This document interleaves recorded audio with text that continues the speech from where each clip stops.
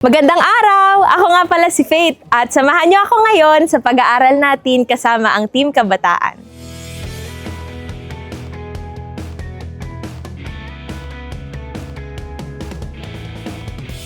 Ngayong araw, pag-aaralan natin ang patungkol sa isang napaka-importanteng konsepto at ito ang bayanihan.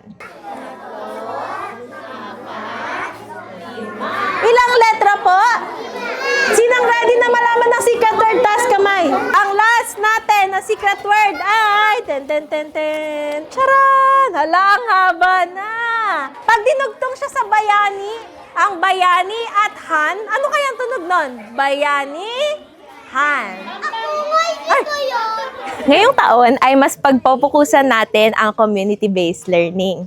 Ituturo natin sa linggong ito ang bayanihan sa aspeto ng pangangalaga sa ating ALC at sa kapaligiran. At syempre, dagdag pa dito, ituturo rin natin ang bayanihan sa ating mga aitabulilit para sa mura nilang edad ay matutunan na nila ang importansya ng pagtutulong-tulong, paghahati-hati, at pagkakaibigan. Tulad ng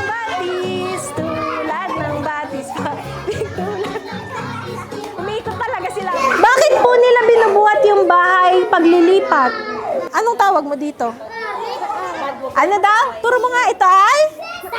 Araw. Meron daw araw.